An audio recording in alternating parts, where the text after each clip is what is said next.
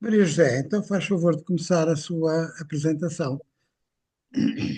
Pronto, o meu objetivo não, pronto, foi fazer algo de simples, em que procuro analisar o pensamento de Teilhard neste artigo, não é? Ora, então, eu comecei por dizer que, a propósito de uma carta enviada pela hierarquia à congregação,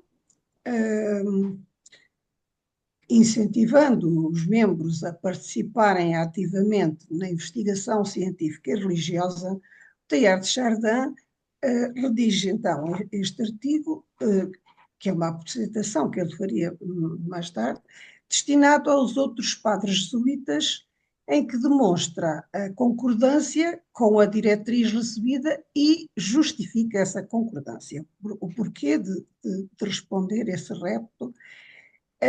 E então começa por se centrar no recente desenvolvimento da investigação, recente ao tempo dele bem entendido, em todos os campos do saber.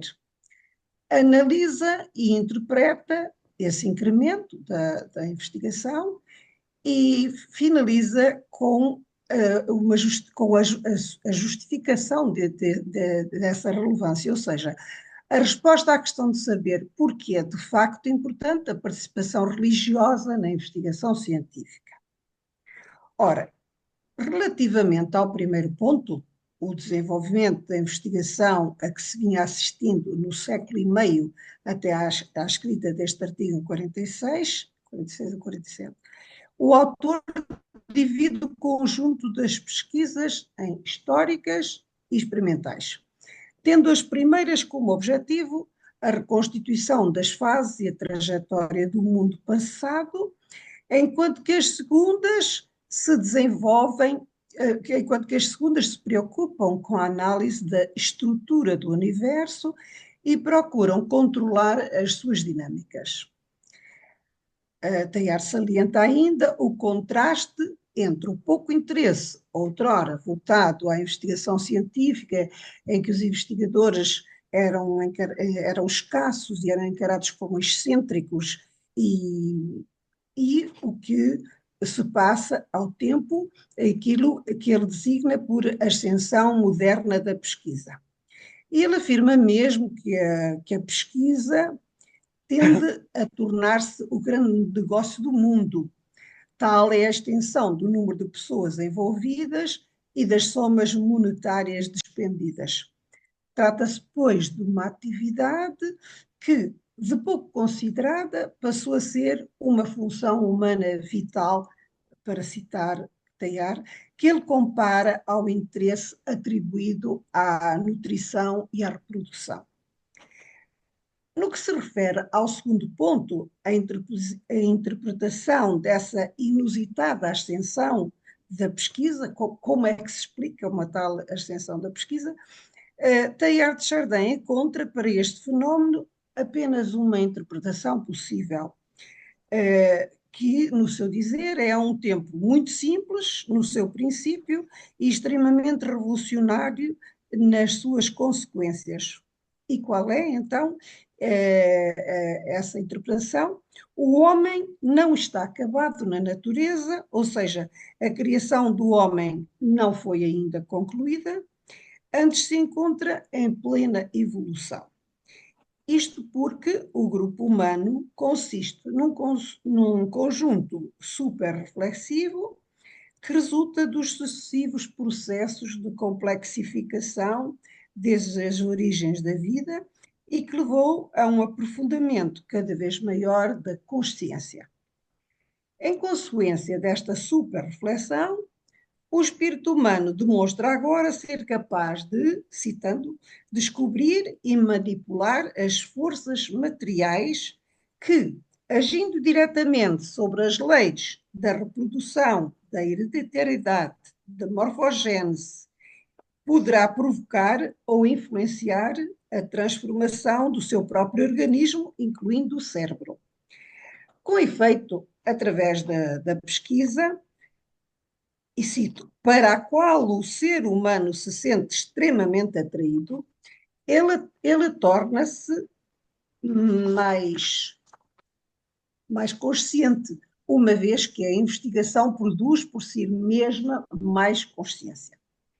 A partir da reflexão sobre os dois pontos anteriores, Teilhard parte para a resposta à questão inicial sobre a razão pela qual os jesuítas devem participar deste movimento intenso de investigação, ou seja, justificar a diretriz da hierarquia, por um lado, mas vai mais além, ao advogar uma investigação imbuída de fé e de amor a Cristo.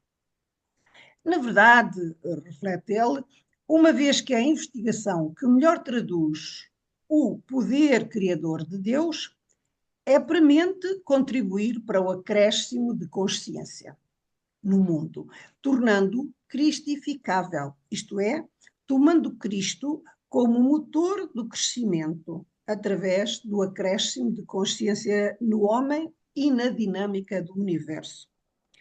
Assim, o incremento da investigação a que se assiste, segundo ele, pode explicar-se porque na natureza o homem não se encontra ainda inteiramente criado, não está acabado, encontra-se em plena evolução, como já foi dito. Deste modo, o grupo humano distingue-se dos outros na natureza pela sua capacidade superreflexiva. Através do processo de complexificação crescente, que remonta às origens da vida, essa capacidade superreflexiva ou consciência aprofunda-se, cresce cada vez mais. E para isso contribuem, segundo ele, as crises sociais, nomeadamente as crises de fé e as crises religiosas, aliás, do que se passava naquela altura que ele descreve. Por outro lado, essa capacidade superreflexiva, cada vez mais profunda, dá lugar ao aumento da pesquisa, já que o homem pode agora, cito, descobrir e manipular as forças materiais capazes de influenciar as leis da reprodução, hereditariedade, da morfogênese, ou seja, transformar o seu próprio organismo, incluindo o próprio ser. E Teilhard encara como absolutamente provável que a ascensão da investigação se deve precisamente à capacidade que o homem já tem de aprofundar a sua própria evolução. Por outras palavras, de aumentar o grau de consciência. Então, ao invés de se tratar apenas de curiosidade para a pesquisa, de necessidade de explorar o universo, aquilo que ele designa por a febre ou paixão de saber e dominar o universo, não é mais do que o resultado da evolução e, portanto, do aumento da consciência. A investigação é, pois, um esforço irresistível para sobreviver e para ir mais além de uma forma irreversível. Daqui, Teilhard parte para a resposta à questão sobre a importância da participação dos jesuítas na pesquisa humana e de impregnar essa investigação de fé e de amor a Cristo, porque é na pesquisa que se exerce da forma mais intensa o poder de Deus, tanto no ser humano como na natureza que o envolve. Porque, como já vimos, a pesquisa dá origem ao acréscimo de consciência no mundo, ou seja, contribui para a evolução, para que o humano se torne visível, acabado, enfim, para que a sua encarnação e redenção tenham lugar na sua plenitude. E porque todo o fruto da pesquisa é cristificável, ela contribui igualmente para que, cito, o mundo seja até ao extremo. Teilhard conclui que os padres jesuítas devem envolver-se na pesquisa, visto ser através dela que emerge toda a verdade, para que através do homem, do universo em movimento, Cristo dê forma a todo o crescimento. Refletindo agora sobre esta sua visão, do seu ponto de vista, Teilhard de Chardin admite que se podia adjetivá-lo de teológico, embora o mesmo ponto de vista se possa encarar em termos de psicologia e de vida interior. Estas questões, esta questão que ele aqui põe, a meu ver, que está ligada à metodologia, mas nisso poderá falar-se numa outra altura. O conceito de ciência de Teilhard confere ao homem, cito, poderes quase mágicos que o tornam capaz de ser ele próprio a orientar a marcha da evolução e o faz sentir-se ligado ao futuro, ao progresso do mundo. Embora Teilhard reconheça que este conceito contribuiu para a crise religiosa moderna a que se assiste, o conflito que ele considera aparente entre fé religiosa, a fé em Deus, será o antes, e a fé na ciência, o agora. E será aqui que se situa a intervenção da pesquisa jesuíta na conciliação entre essas duas fés. Surgem então duas novas, portanto, a fé na ciência e a fé em Jesus Cristo. Surgem então duas novas questões. Qual o método? E a quem confiar esta missão? Para responder à primeira questão, Teilhard socorre-se da apologética, que é uma disciplina da teologia cristã, e afirma que a fé em Deus e a fé no mundo se complementam, sendo dois componentes essenciais de uma mística cristã completa.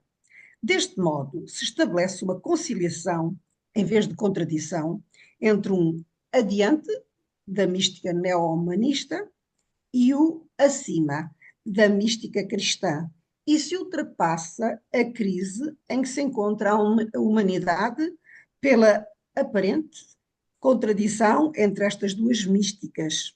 Em síntese, segundo Teilhard, é impossível, e cito, é impossível ir para cima sem se mover para a frente, como também progredir para a frente sem tender para cima.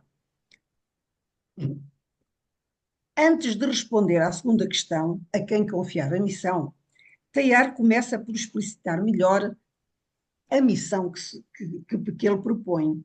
E a missão é esta: fazer crentes completos nos dois lados. Ou seja, será necessário que tanto os neo-humanistas se tornem crentes na fé cristã, como que os crentes em Deus se tornem crentes na ciência. Ou seja, ele procura fazer, portanto, como já todos nós sabemos, uma ligação entre ciência e fé cristã. E então, quanto ao.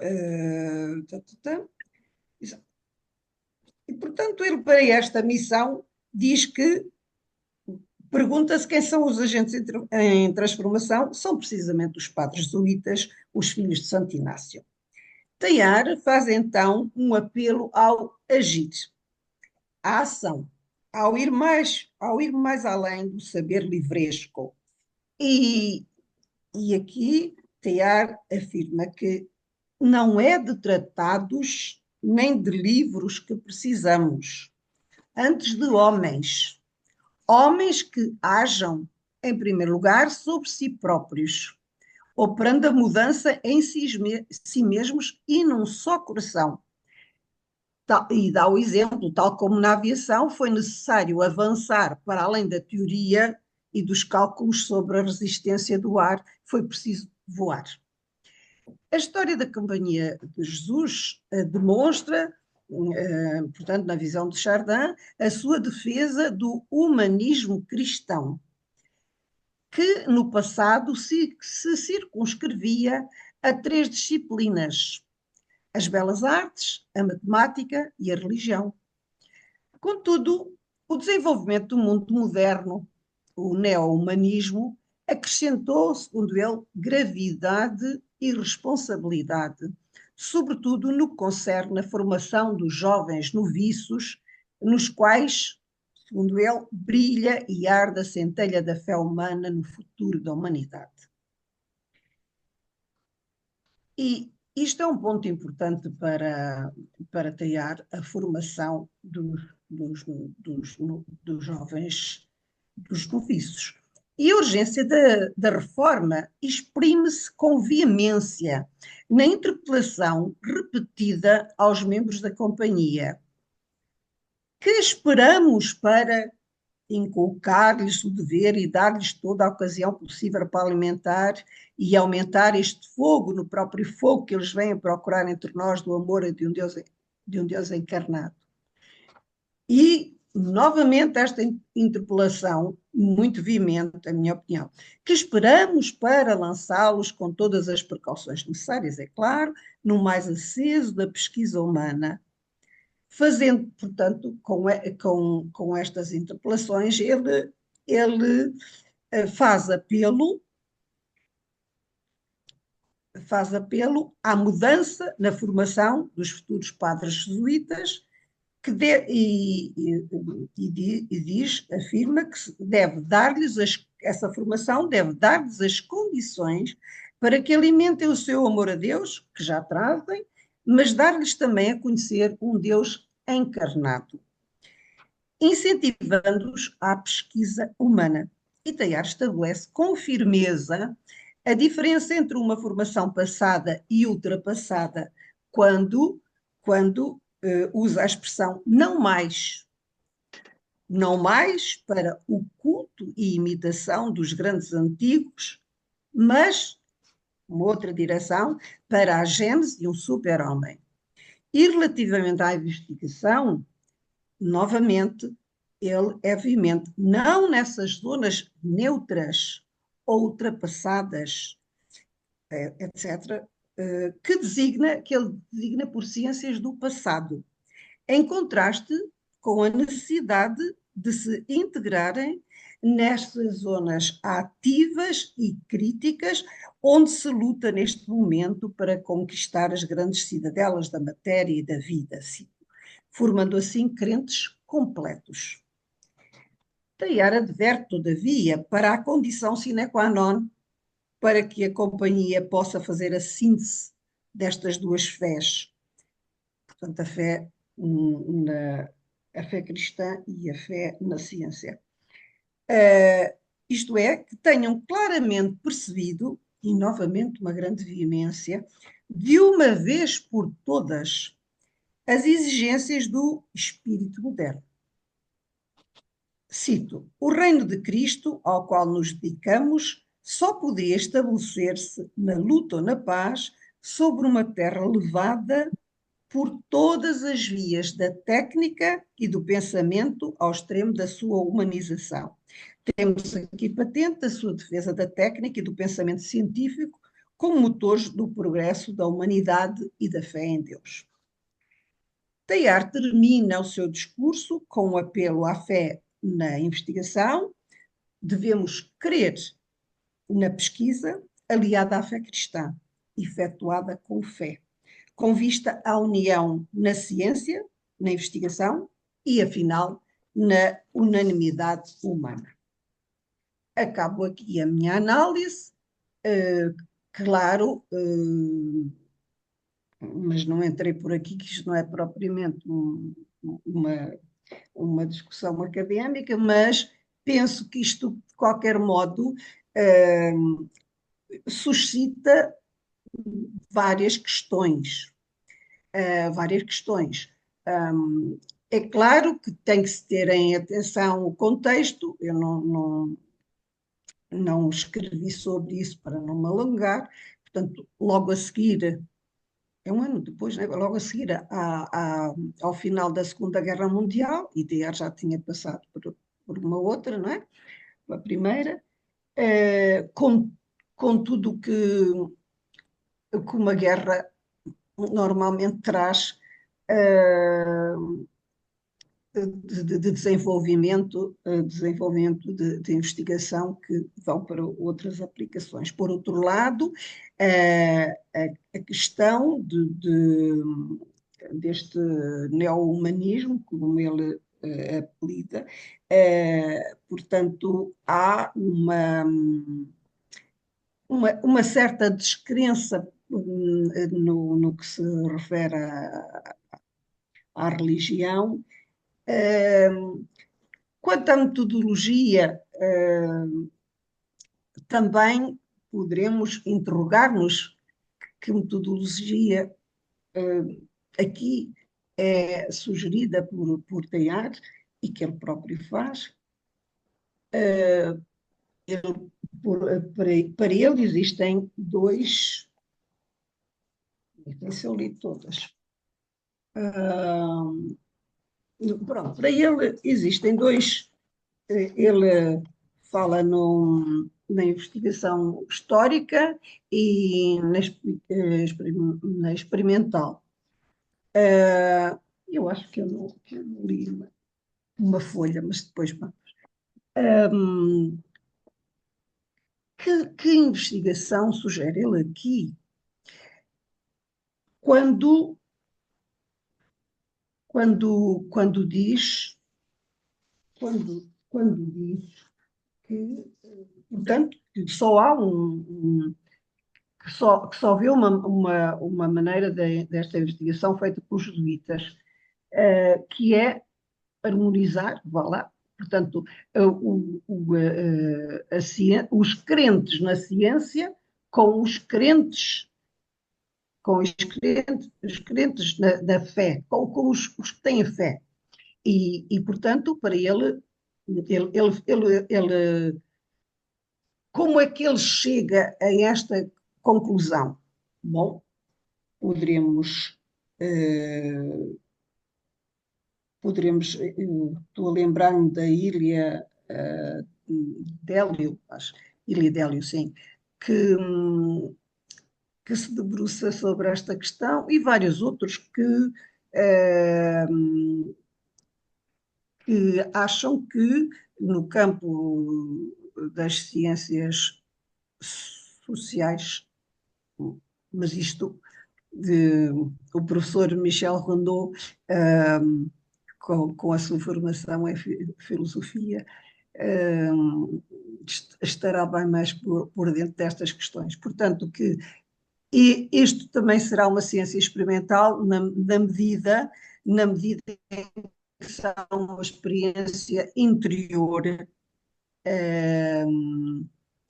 e que uma experiência portanto, é do foro conceptual, mas é uma experiência personalizada.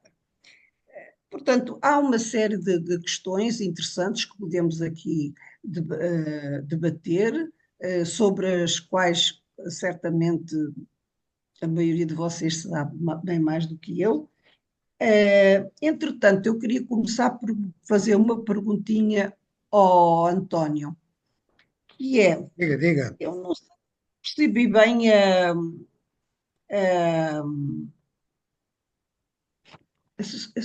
não tenho o original em francês, não é? Mas no primeiro parágrafo diz assim: numa carta recente, o nosso reverendíssimo Padre-Geral mencionou a pesquisa científica e de maneira mais geral em todos os setores do pensamento, à frente das linhas de progressão e de assalto. O que é que isto quer dizer? Assalto. E de assalto que propunha aos membros da companhia. Além, à frente das linhas de progressão e Eu, das eu, propunha os números. eu não sei que.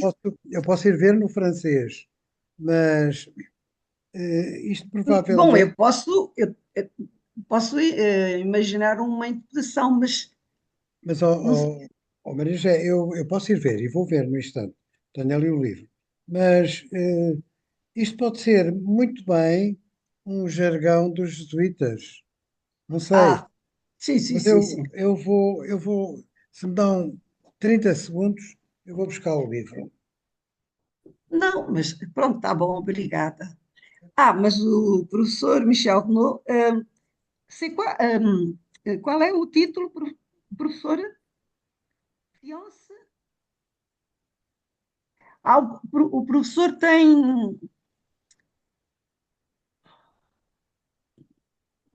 ele tem desligado o áudio. Science et Christ.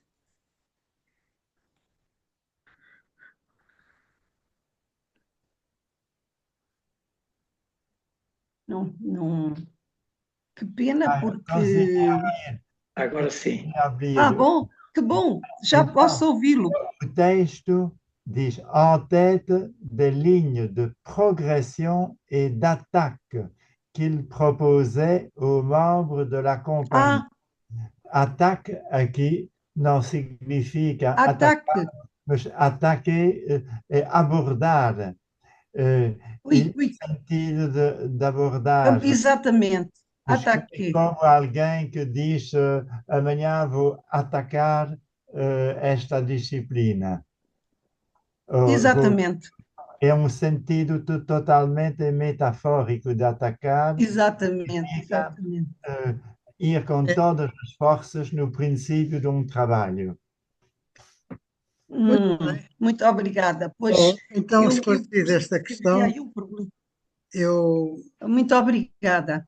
eu quero agradecer à Maria José este excelente trabalho, a clareza com que nos transmite eh, o conteúdo deste ensaio, que é muito rico, e a sua interpretação, a sua análise foi excelentemente feita, foi muito clara, ajudou-nos muito a compreender o que é que aqui os nossos queridos jesuítas queriam debater entre si, não é?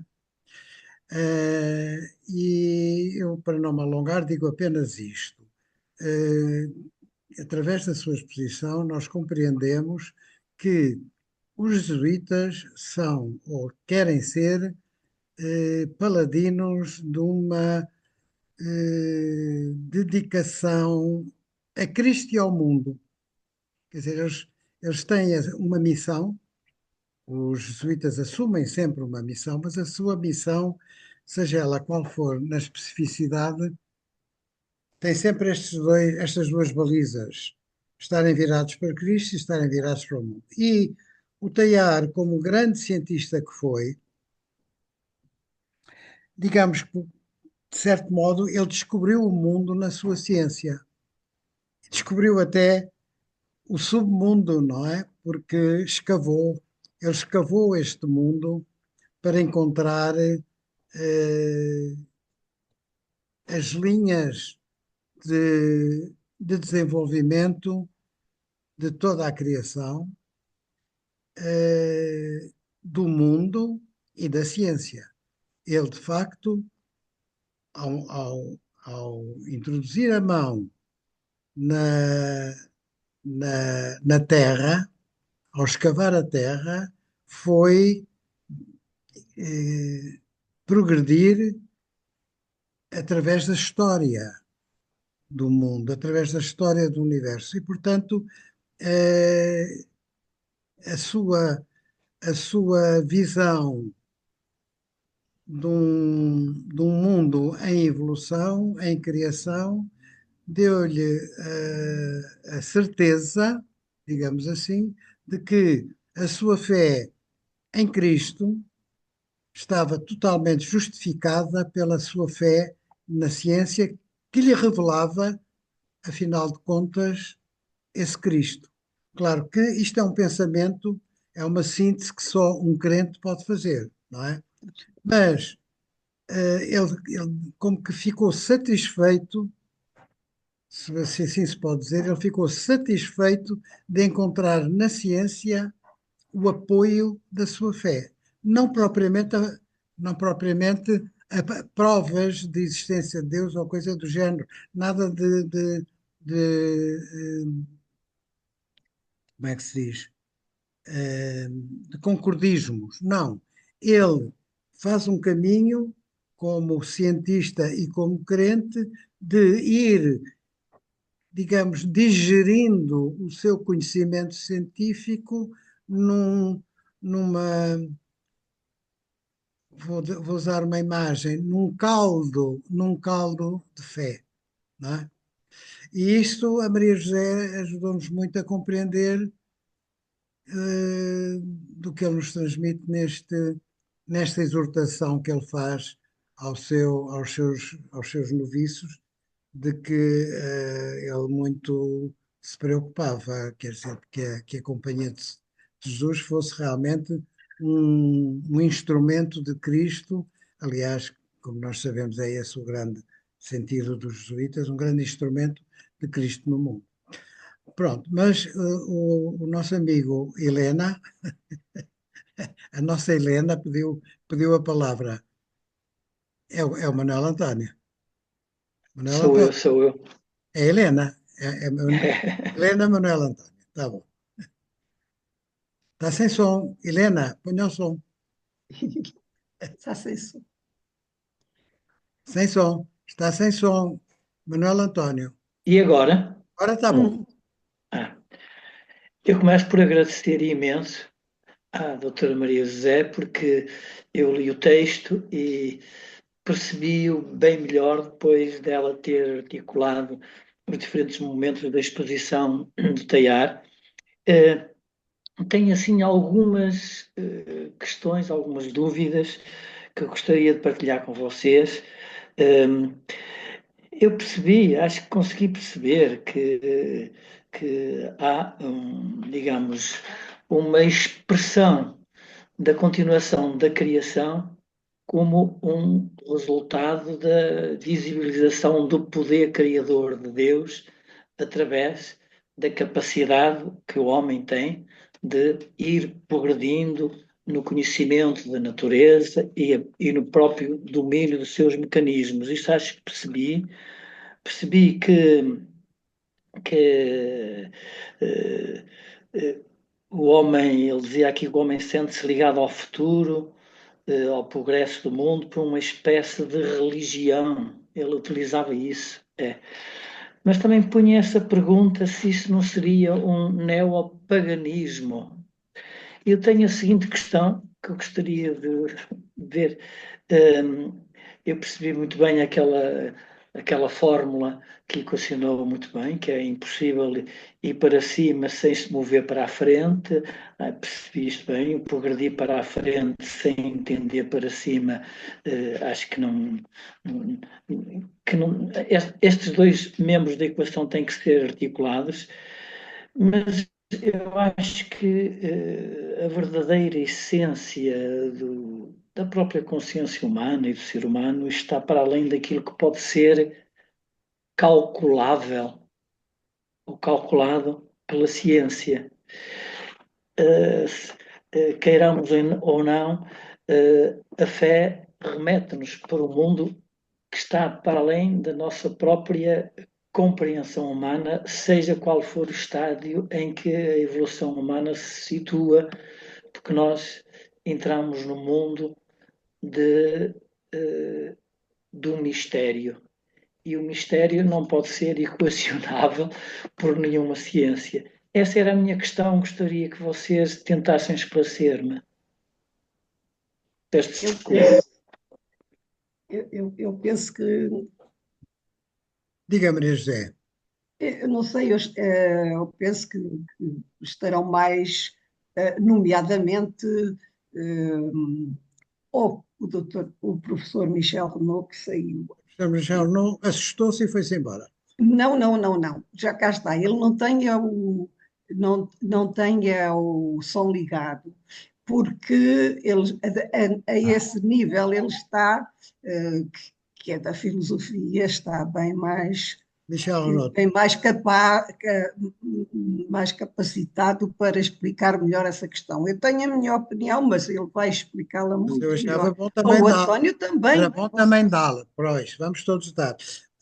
Michel Renaud, estamos a interpelá-lo com esta questão que o Manuel António colocou. Não sei se ouviu bem, se quer que o Manuel António reformule. Ouvi muito bem. Posso falar? Sim. Olha, achei muito interessante tudo o que fiz e peço desculpa, mas tive uma consulta de dentista, e sabia que ia chegar atrasado. Mas gostei muito da exposição feita, que me pareceu mesmo excelente.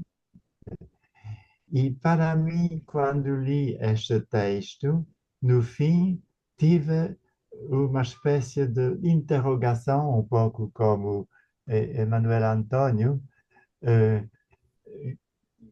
como é possível pôr em contraposição e em junção a fé na ciência e a fé, digamos, na encarnação, na ressurreição, e a fé em Cristo e em Deus.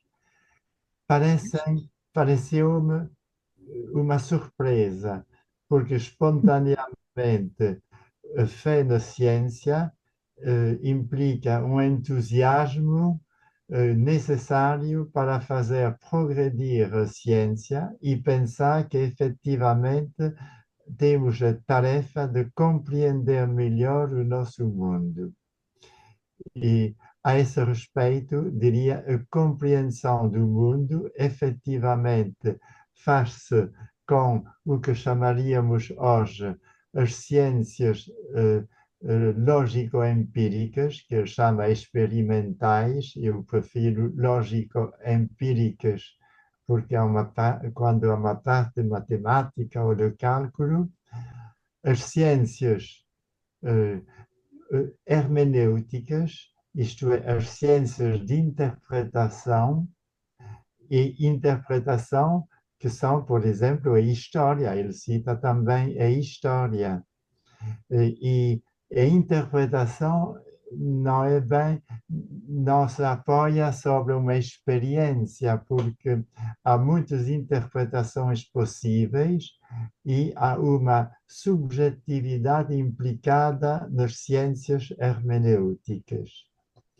E em terceiro lugar, diria, a filosofia que tenta interpretar o conjunto das ciências numa interpretação global do mundo. Eu diria, as ciências hermenêuticas, a filosofia tem uma dose de hermenêutica também, mas o seu objeto, eu diria, é mais a existência do ser humano no mundo. Em resumo, como percebo o entusiasmo de Teilhard de Chardin na sua fé no mundo. No que me diz respeito, é só isso que eu queria dizer, sou um pouco mais pessimista. Entramos agora na inteligência artificial e estão a dizer-nos todos os perigos que vamos encontrar na utilização da inteligência artificial para aldrabar tudo ao nível dos encontros sociopolíticos. E, neste sentido, eu diria, cada progresso da ciência implica uma nova possibilidade de fazer o mal. E penso que o entusiasmo de Teilhard de Chardin vem de um santo que vê tudo do lado extraordinariamente positivo e precisamos que nos lembre isso. Mas quando vemos todas as maldades que se vai poder fazer com inteligência artificial até o ponto de enganar as pessoas nas votações importantes de tipo político, tal como já se sabe que foi feito com o Brexit e em outros sítios. Eu, pessoalmente, estou perplexo quanto a esta dialética do bem, do conhecimento e do mal que isso permite. E uma guerra mundial seria hoje muito mais dramática que uma guerra, que a Segunda Guerra Mundial. Por quê? Porque temos armamentos capazes de destruir os russos com 3 ou 4 bombas, poderiam matar milhões de pessoas.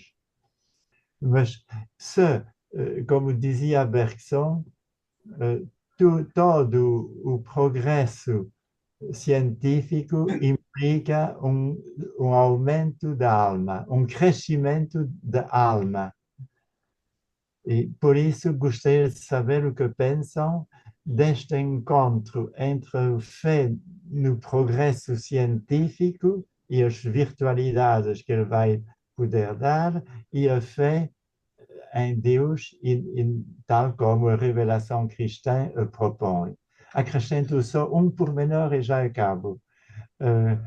O meu cunhado leu que numa revista científica que o meteoro de que a gente tinha muito medo chegou, penso que é o meteoro que está, ou um outro meteoro, e descobriram a pedra, e analisando a pedra descobriram um resto de ADN. Ele diz o ADN significa que há vida. Não sei se vida dos protozoários ou vida de animais, ou não sei. Mas ele diz que pela primeira vez sabemos que em outros planetas temos a confirmação que há também ADN de uma vida. Eu pego já, começo por pegar nessa informação que o Michel agora transmitiu, para, enfim, dar largas à minha convicção de que realmente há vida noutros planetas e acrescentaria há e talvez já houve, porque ninguém nos garante que ao longo dos 14 mil milhões de anos que tem o universo, a Terra tem 4 mil milhões, que entre 14 e 4 mil milhões não tenha havido já um número astronómico de planetas como a Terra que apareceram e desapareceram, que tiveram a sua história, que tiveram a sua humanidade e que essa humanidade também já tenha passado à história. Portanto, isto é absolutamente razoável pensarmos, e não me admira nada que fragmentos desses astros com eh, multimilionários de anos andem por aí, não me admira nada, quer dizer, nada me espanta. Agora, relativamente à questão que se estava a discutir da, digamos, da conciliação da fé no mundo com a fé cristã, com a fé em Deus. Eh, eu, eu não me parece, aliás, ainda queria dizer outra coisa antes disso. Não me parece que seja preciso haver inteligência artificial para haver mal no mundo. Com a inteligência natural já tivemos uma boa dose de mal no mundo. Portanto, a inteligência artificial será um refinamento desses fenómenos que a humanidade produz para seu mal. Mas eu, como estou do lado dos otimistas, penso que a inteligência artificial é realmente assustadora, mas que a humanidade tem capacidade para suplantar todas essas ameaças e acabará por fazer qualquer coisa para que a inteligência artificial não escape ao seu controle e faça para aí uma data de disparates, como nós poderíamos esperar de um carro que sem governo fosse por uma estrada fora. Não é? Quer dizer, a certa altura é preciso que alguém tome o volante. Eu não sou tão pessimista como a maioria das pessoas hoje em dia se manifestam relativamente à inteligência artificial. E evidentemente que tem aspectos extremamente assustadores mesmo, mas paralelamente é um instrumento fantástico para auxiliar a humanidade a desenvolver-se e a melhorar as suas performances e a sua qualidade de vida e, portanto, esperemos que o balanço seja positivo ao fim e ao cabo. Agora, relativamente ao assunto conciliação, digamos assim, entre a fé no alto e a fé no para a frente, nós temos que, a meu ver, e olhando um bocadinho pela lupa do Teilhard, temos que considerar que ele é um homem de convicção de, de que a evolução é o processo, e agora vou dizer uma coisa um bocado atrevida, o processo de encarnação, criação que Deus escolheu. Portanto, a encarnação, criação, como sabemos, Teilhard defende muito isto, não há criação sem encarnação e não há encarnação sem criação. Isto é, Deus criando por união, criando, unindo aquilo que cria, unindo entre os elementos criados e os elementos criados e ele próprio. Portanto, o que é que, no fundo, para Teilhard é a fé no mundo? É o reconhecimento de exatamente desta união. Ele não separa, ele nunca separa a realidade, o fenómeno da criação, do Criador. O Criador e o fenómeno estão interligados. E, portanto, o que acontece é que, quando se fala de fé no mundo, é, digamos, uma perspectiva que ignora um pouco a outra perspectiva. É uma perspectiva de unicidade, digamos assim, de visão. A ciência não tem nada a ver com Deus. A ciência não tem nada a ver com um Criador. A ciência é a ciência. E é exatamente este erro de visão, este erro de paralaxe, que leva a que não se veja que não há separação. No fundo, o que Teilhard quer dizer é que não há duas coisas isoladas. Há duas faces de uma mesma realidade, que é a união, a unidade de Deus com a criação. E, portanto, quando o cientista está a olhar para a matéria, está a estudar pela ciência os fenómenos e as realidades que lhe são reveladas pela ciência, ele não está a fazer mais do que a reconhecer, embora talvez não o veja nesta ótica, a reconhecer que por trás de todos aqueles fenómenos, por trás de todas aquelas realidades, por trás de todos aqueles mecanismos, está uma força criadora.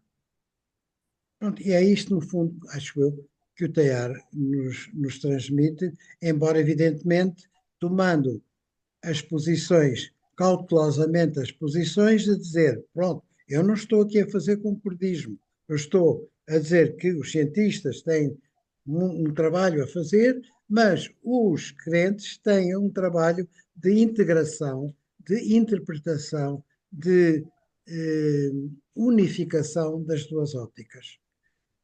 Compete mais aos crentes fazerem esse trabalho do que aos não crentes, porque os não crentes estão só de um lado, não têm óculos para ver o outro lado.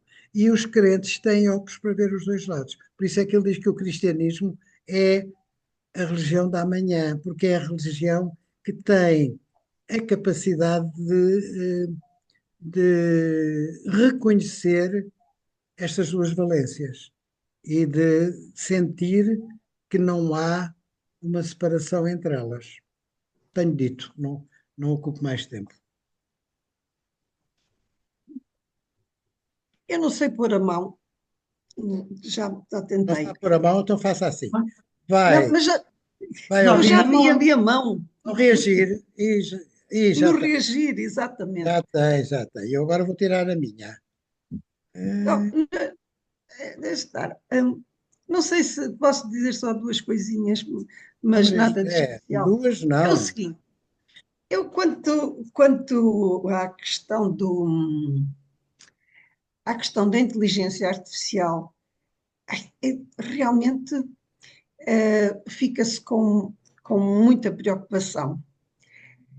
Mas, na verdade, no campo da medicina, por exemplo, é espantoso o que permite fazer. Eu vou, de vez em quando, vou ali a umas sessões no Champalimau,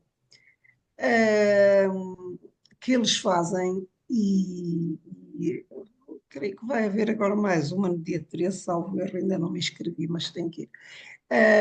Por, em que também falam muito, e houve uma discussão interessantíssima sobre isto. É claro que os perigos são imensos, mas é como tudo. Porquê é que é um perigo? Porque, porque no ser humano existe de facto uma maldade infinita. Neste momento, repare-se, já há para aí que há mais de 15 anos, para aí uns 20 anos, que nós, quer dizer, muita gente não sabe, mas acontece saber que, de facto, na internet, imensas crianças jovens se suicidaram, continuam a suicidar-se por, por jogos para além. Já nem falo na baleia azul, mas os que se automutilam, etc. Existem existem coisas na internet e tremendas. Continua-se hoje a fazer as fake news, é uma loucura, quer dizer, e cada vez mais convincentes, e nós, nos nossos telefones, também estamos sempre estão sempre a tentar o phishing, etc, etc. Andou a fazer um propósito de ser positiva nessa questão, mas acho que rodear, rodear com, fazer um contorno qualquer, esta consciência de que, de facto, a maldade humana não tem limites, assim como a bondade também, mas. E depois somos avassalados com este instrumento extraordinário que é a força da imagem. Olha, não vamos mais longe, vamos à comunicação social, que eu, aliás, por causa da minha sanidade mental, até assisto, vejo poucas notícias que, enfim. Mas quanto a Teilhard, acho que ele é realmente muito positivo e muito otimista. Nem sei como ele é capaz. E tendo em conta o que ele sofreu, inclusivamente com esta comunicação que fez, quer dizer, o que ele, e de onde é que veio essa maldade? Creio que não foi de nenhum ateu neste caso. Isto é um problema, olha, para querermos, para acreditarmos, para termos a fé em Deus, é preciso realmente muita insistência, enfim. Mas isto são apenas, estou a fazer eco apenas das minhas insuficiências, mas penso isso, vai sempre, os danos poderão ser cada vez mais perigosos, mas eu até creio na teoria do caos, etc., que quando no limite do desequilíbrio maior, homeostase, portanto, tende-se para um outro equilíbrio e quero pensar nisso. Tenho dito, desculpem. Manuel António vai sair, é? Estamos sem som. Manuel António, Com muita pena minha, já deixei uma mensagem, mas eu daqui por 3 quartos de hora tenho que estar em Gaia, ainda vou comer qualquer coisa, ainda vou ter que viajar até Gaia, não posso estar mais tempo. com Agradeço certeza. imenso, todos os contributos para mim foram preciosos, embora deva dizer que a minha questão de fundo se mantém, mas se calhar é uma questão que me diz respeito à minha incapacidade. Eu espero que o António mande a gravação e ter acesso ao resto dos Sim. vossos contributos. Agradeço imenso e desejo boa noite a todos. Boa noite, Manuel Tchau, António. tchau, tchau. Muito obrigado pela sua participação. Nada, nada, por amor de Deus. Pois, Eu também não sei pôr a mão, que vergonha. não sabe, então é assim, vou-lhe ensinar. Embaixo está um coraçãozinho que diz reagir. Um coração. Eu adoro corações, mas Não diz aí reagir, não encontrou? Ou há reação. reações. Reações? Reações. Sim. Carrega aí e Pronto, vai-lhe já vi. Muito aparecer, obrigada. vai-lhe aparecer um levantar a mão. E carrega Já no pus. levantar a mão. Já E está. pronto, Muito obrigada. já está. E agora temos três pessoas a carregar a levantar a mão. Temos o Michel, temos a Maria Eduarda, e eu peço licença ao Michel de Sim, privilegiar a Maria Eduarda, o Michel, porque o Michel já falou um bocadinho. Agora, exatamente. Vou agora é a Maria retirar. Eduarda falar e depois volto-lhe a dar a palavra, Michel. Sim, mas não é necessário. Já farei muito. Não, não. Maria Eduarda, Eu também sou bastante otimista à parte, quando, pronto, à parte, a roda gira sempre, mas em geral sou otimista. E então eu tenho andado a ler o livro do Teilhard, porque o Teilhard para mim é muito difícil, daí eu comento há pouco, e ajuda-me este livro a favor de Teilhard ou contra. A propósito do que qual estamos a é? É o do falar, Ridô. É o do Ridô. eu quando comprei lembrei-me do António, mas o António disse que já o tinha. É do Ridô. Sim, Do Ridô. sim, sim, sim. Esse E, e desde livro é. sempre eu fiquei bem impressionada com uma frase da química e da física, como é que se chama, que ganhou o prémio Nobel. Ainda há pouco pensei nela. Ah, francesa, ela era polaca, mas casou com A francesa. Curie, a Madame Curie. Sim, sim, que dizia: na vida nada deve ser receado, apenas tem de ser compreendido. E, e pronto, e o exercício difícil de pensar nunca podemos abdicar. E então o Teilhard também diz que, e eu concordo, se a desconfiança mútua e a hostilidade dos homens são ainda extremas, forças poderosas concorrem para obter cada vez mais afinidade. Toma-se o hábito de não mais se bastar inteiramente a si próprio e de ter de apelar para os outros por qualquer coisa. Até eu vejo estas ações de solidariedade e que uns ajudam os outros e até que se encontram pessoas. Portanto, este mundo de tecnologia é fantástico. E mesmo na escola, eu às vezes reclamo dos meninos, mas penso que a responsabilidade tem de ser dividida por todos e, e no sentido que eu até acho que nem faço assim tão bem o meu trabalho, então pronto, tento agir com mais carinho com eles, isto no sentido de quê? Eles realmente são muito mais visuais do que eram antigamente e aprendem imenso por vídeos. Eu levei-os para a biblioteca para fazer um trabalho que eu achava que iria demorar 2 horas e eles em 10 minutos fizeram ali trabalhos belíssimos, ali naquela pesquisa. E nós é que talvez não consigamos acompanhar assim tão bem esta nova geração e também devemos já estar a ser substituídos. Pronto, há assim um mundo que nós não compreendemos, mas que, pronto, que eu acho que o mundo está muito melhor. De qualquer modo, também me parece que a vida arranja sempre uma maneira de dar cabo de nós. Portanto, nós todos vamos morrer, não é? E houve há uns séculos atrás grandes doenças, grandes epidemias, mas há sempre uma luta entre o bem e o mal que nunca deixou de existir. Mas realmente o bem também não fica atrás do mal. E isso dá-nos um. E a maioria das pessoas são muito boas pessoas. Pronto, às vezes há meia dúzia de espíritos, talvez maquiavélicos, que consegue dar cabo de muita coisa, mas acho que a maioria, na sua bondade, também faz frente a essas grandes. Pronto, não sei, tenho um bocado de dificuldade, mas eu tenho grande esperança na humanidade e também acho que o mundo está muito melhor. E a este propósito, o Teilhard também diz, que neste capítulo diz a ciência e a técnica, ele diz, mas a ciência é indissociável da técnica. Não é bem aqui.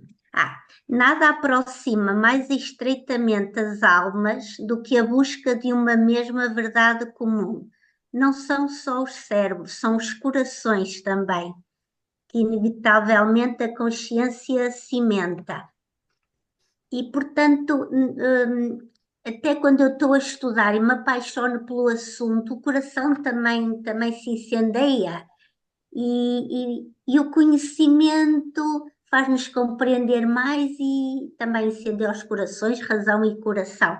Olha, peço desculpa por este discurso desarticulado, mas mesmo os miúdos, eu ponho Photomath, que resolve aquelas equações, eles percebem melhor, eu até acho mais, mas eles percebem melhor o que vê no computador do que o que eu digo, e que dizemos ambos a mesma coisa. E acho isso bonito. Pronto, realmente os jovens precisam é de carinho e se sentirem confiança no adulto, mas conseguem muita coisa. Pronto, era isso. Obrigada. Muito obrigado. Maria Eduarda foi muito sincera e isso foi muito bonito. E que, por meu lado, eu dou-lhe muita razão, porque eu estou assim um bocadinho também nessa linha, embora evidentemente não tenha capacidade de combater o pessimismo que possa ser suscitado pelos perigos que, enfim, que estes avanços do progresso com que eles nos ameaçam. Não tenho preparação para poder combater taco a taco com argumentos científicos, mas o meu argumento está, digamos, naquela convicção de que também, como consigo, de que o mundo vai para melhor, apesar das aparências. E não nos esqueçamos nunca de uma coisa: se nos colocarmos na ótica do Teilhard, é que a noosfera vai, vai-se criando. A noosfera é irreversível e é o capital acumulado de todo o pensamento e de todas as aspirações que a humanidade foi tendo e foi amadurecendo e foi usando ao longo dos milénios, não é? E, portanto, a noosfera é uma realidade que nos leva com ela. Nós estamos a contribuir para o enriquecimento da noosfera e a noosfera, por seu lado, devolve-nos uma série de valores e de elementos e de fatores que nos ajudam. Isto é um pouco como na sistémica, vai e vem, quer dizer, não, e como a roda de que a Maria Eduarda falava, a roda vai rodando sempre, não é? Nós estamos metidos nesse sistema. Bom, mas agora queria passar a mão, a mão não, a mão está, vou eu tirar, passar a palavra à Teresa, que já levantou também a mão. Teresa, Eu queria fazer uma pergunta ao António. É que diga. assim, há uns anos, antes da pandemia, Sim, houve uma conferência sobre as ideias do Harari. sim, Está recordado? estou. No Então, Colégio São João de Brito, já não sei. Ah, sim, sim, sim, devia ter sido lá. pelo padre Bruno Nobre. Pois acredito que sim. Sim, Hum, eu relacionei realmente esse estudo que deu origem a essa conferência com o texto de hoje. Na medida em que ambos falam do futuro, de um futuro ao nível da fé ou não da fé.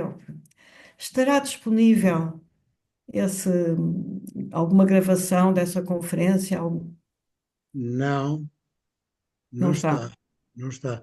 O que eu penso que tenho, e provavelmente está no site, é o texto. Está, tem o texto. O texto do Padre Bruno Nobre. Pois, claro. É uma questão eh, de verem ler Teiar.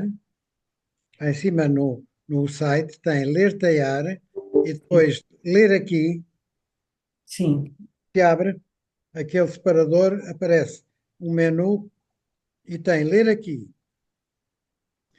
E depois Ler, ler em aqui, seguida, ler aqui. e depois em ler aqui textos sobre Teiar em português.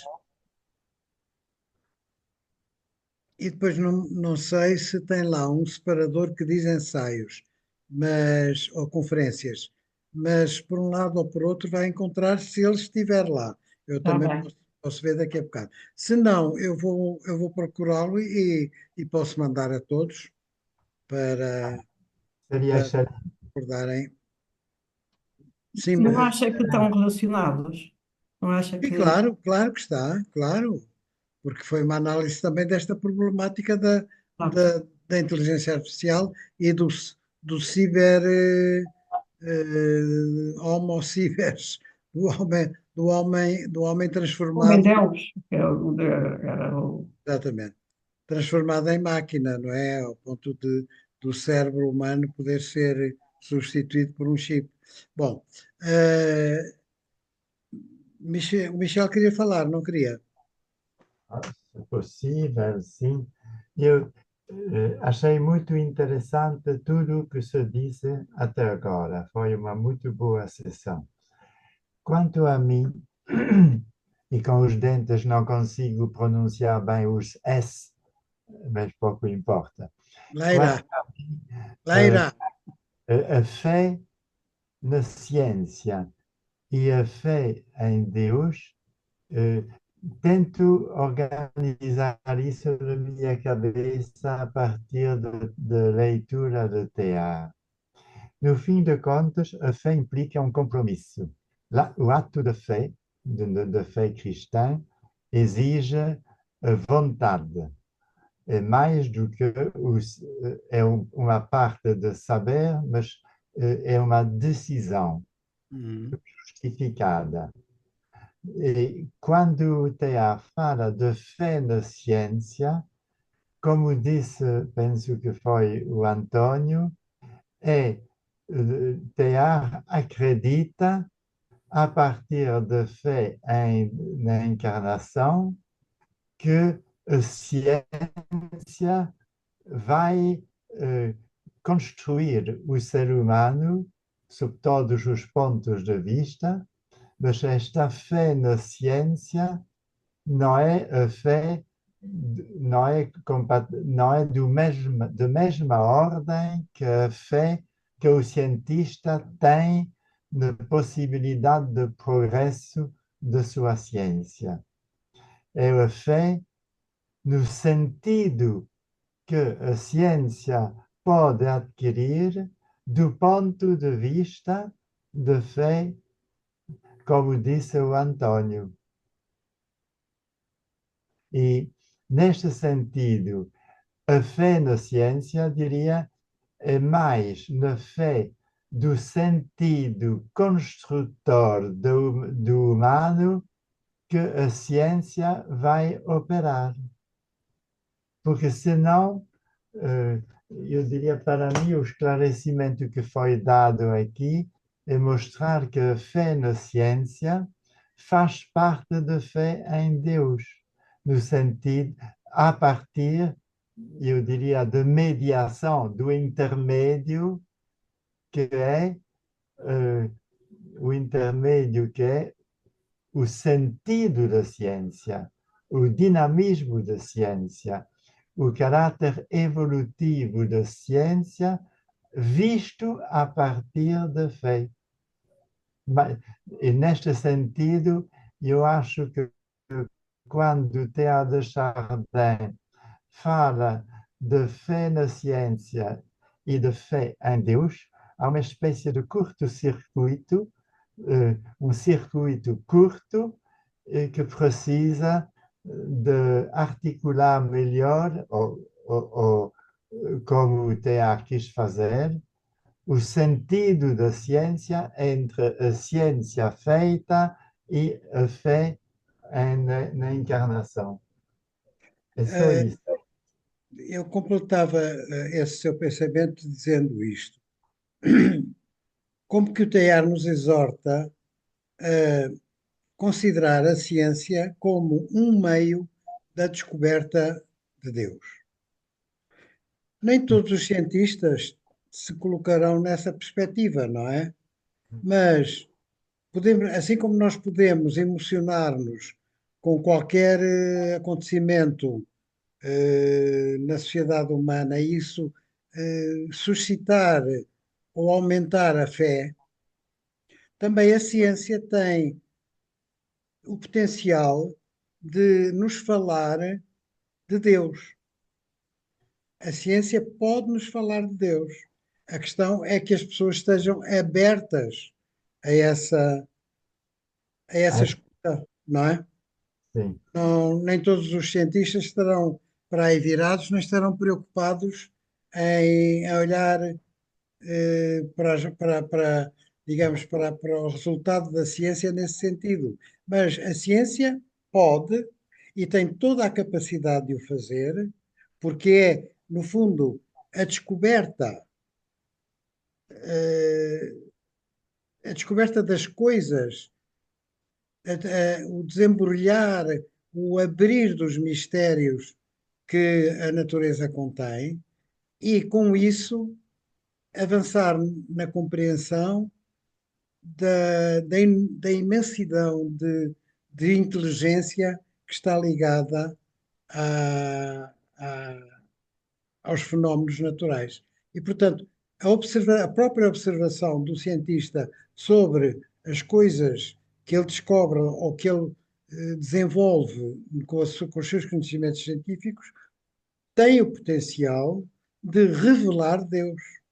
Sim, mas se posso dizer, lembro-me do padre Archer, que estava em duas instituições científicas, e que dizia quase todos os meus colegas de ciência de ponta são ateus.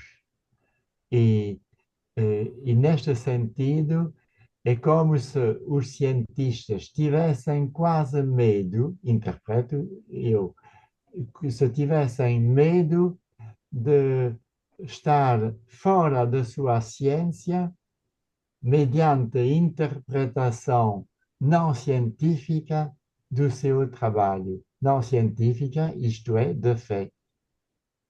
É por isso que Bom, digo, Michel, é uma espécie de pudor, mas eu acho que é um falso pudor, porque o cientista, se calhar, eu agora vou imaginar, vou fazer um pouco de ficção, deve haver muitos cientistas que a certa altura se sentem tentados a dar um reconhecimento mais, não diria transcendente, mas eh, eh, mais espiritual daquilo que têm nas mãos, não é?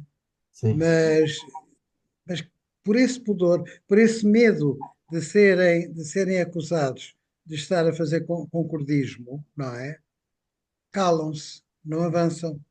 Isto digamos, uma suposição minha, pode ser um bocadinho ousada, mas admito que haja este caso que se repita de vez em quando. O cientista ter medo de ele próprio, ele mesmo perante si próprio, de admitir que, vamos lá, simplificando, que há um Criador, não é? Quer dizer, eles têm medo da metafísica, renegam a metafísica. Isso para eles é digamos, um ponto de honra, é uma pedra no sapato que eles não querem ter, não é? sim. Enfim, Eu diria, noutros termos, temos que meditar nós, cada um de nós, eh, sobre a relação entre a fé na encarnação e o sentido mais profundo, visto à luz da fé na encarnação, o sentido de todo o progresso científico. Por exemplo, já teria morrido, não vou dizer 2 vezes ou 3 vezes, sem a medicina. Então, como, e não, como? sem a medicina, já Sim, teria sim, morrido desde há muitos anos. sim, sim, sim, sim, sim. Então, eh, reconhecer isso é já mostrar o sentido da da ciência. E nós podemos interpretar, nós podemos, não é interpretar, mas nós podemos refletir sobre o fenómeno da cura de certas doenças, que se pode dizer milagrosa, quase milagrosa, mas se nós pensarmos a fundo, a cura muitas vezes vem porque há uma ciência que foi, que se desenvolveu pela, pela, pelo aumento de capacidades da inteligência humana. E por trás dessa capacidade, para nós que somos crentes, está a inspiração de Deus. Deus dá-nos, vai-nos alimentando a nossa capacidade de desenvolver o nosso pensamento. Isto eu acredito, não tenho a menor. E, portanto, muitas vezes o milagre é isso: é alguém ter, ter sido inspirado para desenvolver uma cura, não é? Desenvolver uma maneira de curar uma determinada alguém ou uma quantidade enorme de cientistas que se coordenam para chegar a, um, a uma capacidade de cura que parece milagrosa, não é? Sim. Mas para duas frases, acho que a expressão fé na ciência é um pouco dupla. Condensa a fé do cientista que pensa que vai poder continuar, mas também que não é uma fé religiosa, e a fé de quem acredita na encarnação e na ressurreição de Cristo e que interpreta a partir de sua fé o trabalho de dinamismo do cientista. Como disse o António, o trabalho da ciência é um potencial possível de reinterpretação à luz da encarnação. Ó Michel, o que é que eu ia dizer agora? De repente escapou-me. Ahm, não sei, olha, peço desculpa. Ia dizer qualquer coisa que fugiu, que me fugiu de repente, mas tinha que ver com isto. Agora não sou capaz de reencontrar o fio da meada. Pronto, acho que. Ah, já sei, já sei. Eu penso, Maria José, agora que leu o texto recentemente, eu penso que o Teilhard, neste texto, não fala propriamente de fé na ciência. O que ele fala é no Acreditar fé, na ciência. na fé do para a frente e na fé do para o alto, o que é um pouco diferente. A fé no para a frente é aqueles que acreditam que, pelo esforço humano, há progresso. Portanto, a humanidade anda para a frente pela sua capacidade de criar em todos os sentidos. E a fé para o alto é exatamente a capacidade de olhar para a frente e acreditar que Deus está aí. Assim como os que acreditam no para a frente, provavelmente poderão acreditar que o para a frente está ligado ao para o alto, porque as coisas estão interligadas.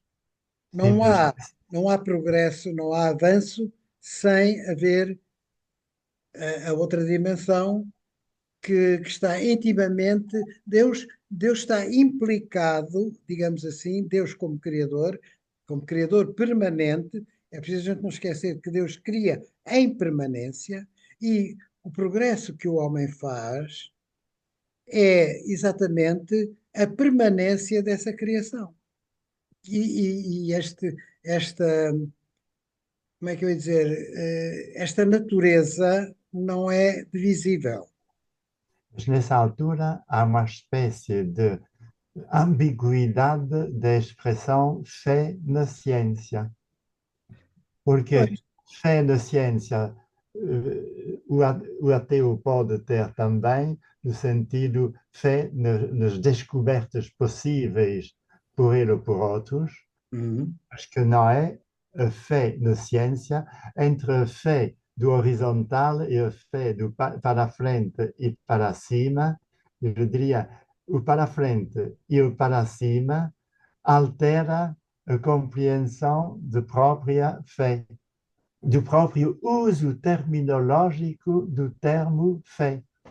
mas fé na ciência pode também, como diz, e bem, é ambíguo, porque pode-se falar da fé em que as coisas vão melhorar pela Exato, ciência, ou exato. então acreditar, como o Teilhard, de alguma maneira nos conduz a pensar, que é acreditar que eu posso ir a Deus pela, pela ciência. Ir a Deus pela terra. O Teilhard tem esta afirmação. Ir a Deus através da terra. É isso a fé o para a frente, é isso. É ir a Deus através da terra. Isto, E, pardon. sim, Sim, que é sim, o sim. motor. Para Hã? ele, Deus é o. Portanto, nomeadamente a investigação científica é é um processo que implica um caminho para a frente e para cima, porque há um acrescentar à consciência e à capacidade reflexiva do homem, e, e ele, e ele para ele, é, é, o progresso tem a ver realmente com o caminho para Deus implica para ele progresso. Penso eu, creio que Sim. aqui é o que ele nos diz. Para nós crentes, a Agora, fé está à frente, não é? Para nós pois, crentes, a fé exato, está à frente. E o resto agora, é interpretável pela fé. Agora, para os não crentes, pois, há que interpretar apenas as potencialidades dos desenvolvimentos possíveis pelo homem. E pode ser que nesse percurso acabe por se perceber que existe um Criador. Bom, meus amigos, os meus possíveis convidados para fazerem a próxima síntese já se foram todos embora. Agora ficamos aqui, exceto a Isabel Jonet, que eu não tenho a coragem de interpelar para nos fazer uma apresentação, a não ser que que esteja Não, disponível. eu só tenho a dizer que hoje gostei imenso não só da apresentação, como da discussão, porque consegui integrar-me, nas outras, sinceramente, tive alguma dificuldade em conseguir integrar-me, enfim, na vossa discussão e no vosso pensamento, mas hoje acompanhei e gostei muito. Muito Bom, obrigada. Eu que bom, peço imensa Isabel. desculpa, mas também agora tenho que deixar a reunião. Pronto, Boa ok. noite a todos. Até à próxima. Depois vai receber a comunicação da próxima. Muito obrigada, muito E obrigada. daqui Adeus, para a bom frente vai ser melhor. Ótimo, ainda bem. Bom, e eu, perante a exiguidade de possíveis candidatos, agora está na moda falar-se de candidatos, Pronto, ofereço-me a mim para fazer a próxima apresentação e o texto que eu proponho e que depois anotarei na próxima comunicação será a nota sobre o Cristo Universal do livro Ciência e Cristo, que está na página 24. Nota sobre o Cristo Universal.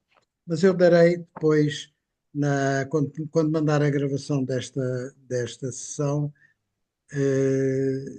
também ponho lá esta informação. E Teresa, eu também vou ver se Contra. está o Nuno Nobre, se está no site. Se não estiver, eu vou-lhe mandar, está bem? Está bem, obrigado. Aos outros participantes. António, muito obrigada por me ter ligado, porque eu sabia que tinha hoje, mas entretanto, como eu sou de Fá, fiquei entusiasmada com a candidatura do Marques Mendes, do Dr. Marques Mendes, e varreu-se-me. Muito obrigada. A política. Está bem, sim, senhor. Muito bem, ainda bem que veio. Então, muito obrigada. Amigas e amigo, até à próxima, se Deus quiser. Falta-nos marcar a data.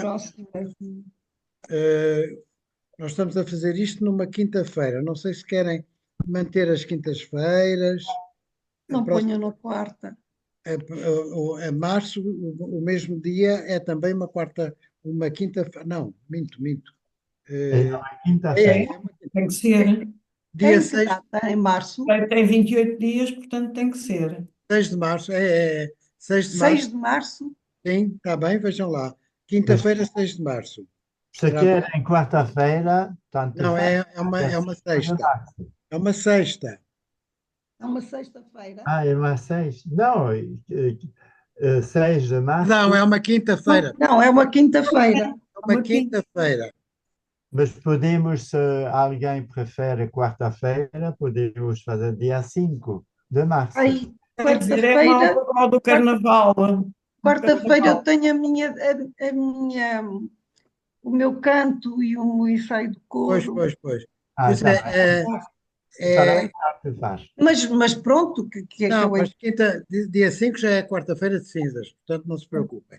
Mas podemos fazer no dia 6, então, uma quinta?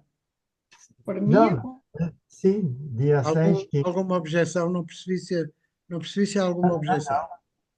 Não há. Então pronto, fica 19 horas. Não poderia ser no dia 7. Para mim dava-me mais jeito. Maria José, por mim. Vou ao Algarve aqui no Carnaval e não sei se voltarei na própria quinta. Sim. Ou na quarta. Portanto, fico aqui com uma certa dificuldade. Então, mas vamos marcar para sexta-feira. Para mim também está bem. Certo? Pronto, então para mim era ótimo. Então pronto, vamos marcar para sexta-feira. Dia 7, sexta-feira. Às 19 horas, não é? É, às 19 horas. Será a sexta sessão. Olha, uma coisa curiosa que eu vos vou comunicar, ou que vos vou recordar, não sei se já deram conta. A nossa associação foi um bocadinho pioneira neste estilo de realização de ciclos de conferências, seminários, cursos, por Zoom. Agora, as outras associações estão todas a fazer a mesma coisa que nós. Também com um ciclo de conferências, a espanhola. A italiana começou ontem, eu estive ontem na primeira sessão de um ciclo de conferências sobre o livro O Lugar do Homem na Natureza, do Teilhard. Enfim, olhem, é engraçado. Pronto. Aplausos para o António. Aplausos e muitos. Não digo por isso, não. É apenas a assinalar um fenómeno que eu não sei se será uma coincidência, admito que seja. Mas é engraçado. Mas o António tem mérito. Muito isso. Agora, o Zoom tornou-se realmente o instrumento por excelência de encontro. E é muito bom. Eu tirando umas pequenas dificuldades que às vezes surgem, eu acho que é um meio excelente de nos reunirmos, não é? Não temos Então, que, agora no frio. não temos que passar, que percorrer distâncias, nem intempéries, nem nada. Estamos nas nossas casinhas É. e encontramos todos, não é? Bom, então, mais uma vez, obrigado, boa noite. Obrigada também, boa noite. Vou pôr. Obrigado, Maria José. Foi Boa muito noite. Obrigada. Ora, obrigada eu, que aprendi. Eu é que aprendo muito convosco. Ai, Maria José, podemos ter o seu texto? Sim, eu mando. Então depois manda-me, está bem? Para Mando, eu mando. divulgar, mande para mim. Está Mande bem. para mim, está bem? E agradeço muito qualquer insuficiência que há de Não, não, certeza, não. ou limitação, farão o favor de me mandar, de me comunicar na próxima Não há reunião. insuficiência Agradeço. nenhuma. Não Estou há aqui para insuficiência nenhuma. aprender. Antes, pelo contrário, foi uma Obrigada. excelente professora. Ora, ora. Obrigada. Boa noite. Então, abraços. Até breve. noite. Abraços e Diga, beijinhos. Maria Eduarda. António, eu gostaria de saber da Maria de Lourdes. Está boa, está bem, Está a bastante melhorar? Que melhor, bom, que bastante melhor. bom. Já anda só com uma bengalinha, mas anda muito direitinha. O pior dela ainda é o braço, que ela também partiu, e como lhe puseram uma chapa de ferro no pulso, ela tem ainda um bocadinho de dificuldade, mas o fisioterapeuta está-lhe a mexer nessa parte do acidente, está-lhe ali a trabalhar o pulso e ela está com esperança de. Mas por enquanto tem dificuldade em fazer certos movimentos, mas com o tempo Pronto. lá irá, temos esperança. Muito obrigado, então, boa noite. Deus, boa noite. Obrigada. Boa noite. Boa noite. Boa noite.